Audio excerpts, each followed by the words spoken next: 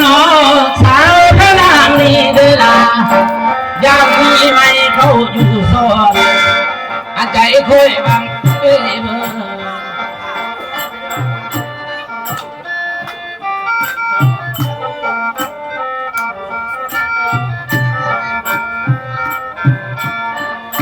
โอ้โห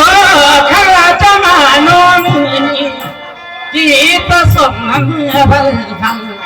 จังพันแพร่ลงทางโบราณ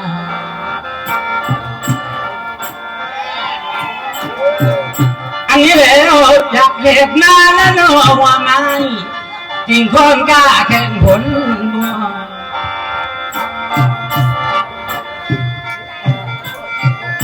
โอ้หนอ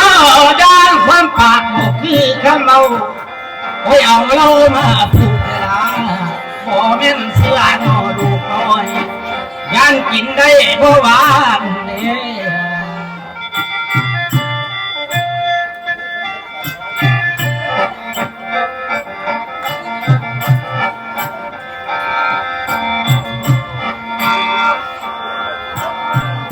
เสียดายเขาได้เสียแล้วเนาะใจเย็น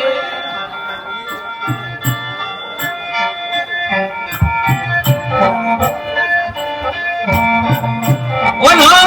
มาเอ็นลงนั่นมือนี่อันให้ใจอดบ่อยู่และดาหวานตานิ่มเลย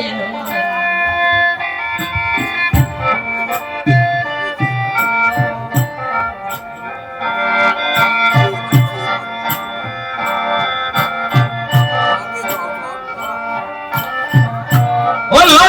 หมอลำอยู่ในโลกบ่ได้อันใจค่อยหวนทนเบอ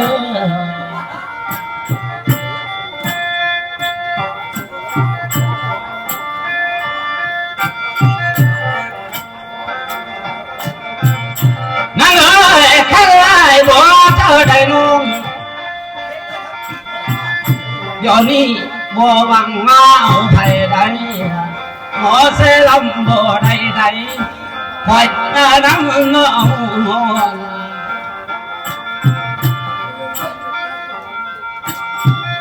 มุนเลยขันบ่ได้แล้วนออยู่โซนอาดอมล่าคอยบ่นุ่มนะขันได้พ่อนอคอยห้ามอันเศร้าเศร้าคอยบ่ยาขันว่าแม่หมอน้ำห้ามอันเศร้าซ้ำคอยบ่ถอยให้มันได้แล้วนอเลยซอยอันใจคอยแต่ผู้เดียวเนาะ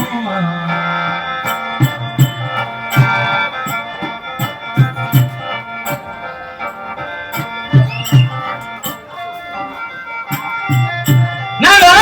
ขันแรกได้มือนี่เด้ขันหาได้พูดตั้งมาละอันยังค้างชัดสาย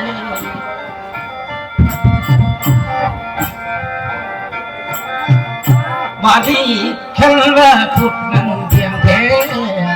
อาน้ำคายใบโมงได้ละบาถนอนยกขึ้นพันแค่นิ่มถึงดอกนา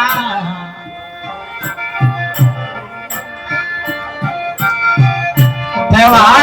รักเมื่อใดโน่นาเนาะเห็นแต่ลึกเนาะจุนพูนอันนวลน้องอยู่ไกลแล้วพันเหตุสู้เนาะไก่บ้านคือผักไทยน้ำมูกตาแล้ว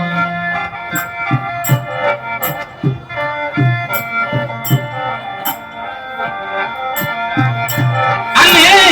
ยังเลือกสู้นั่นไก่ตาเหมือนพางหน้าน้ำมูแห้งงัวสิเข้ามูหลายเนาะพันควายเข้าเป็นมูร้องอันตาไอ้ผักบ่เห็นละเลย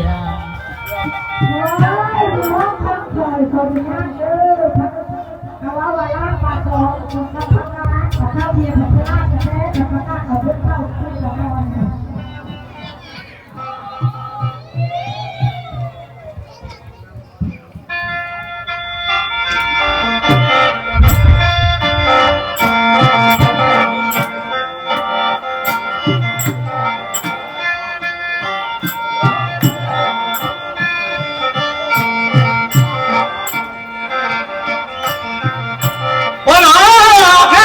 หมอลำ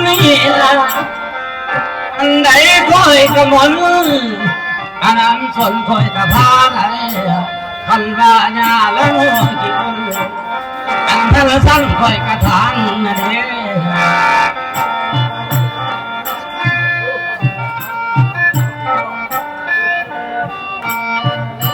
มื่อนี้คิดไปหลายนั้นยุ่งอันนี้มาคือคิดไปหลายนับมือพ่ออันพ่อให้ผู้เล่นหลัง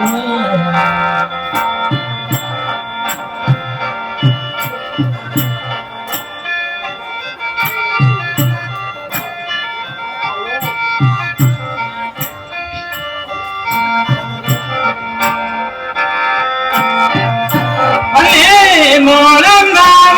มือนี้คอยกันนักกว่าน้องมุลินอันมาพูดมักสักขาได้จังได้พากันดาเดอันดวนหน้าโดดถึงพี่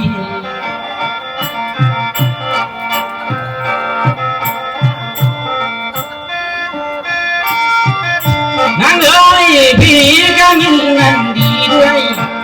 อันพาลุนเสียงปากได้หากพอใจน้องเหมือนลิ้นอันนั้นละหอยจะมาเดี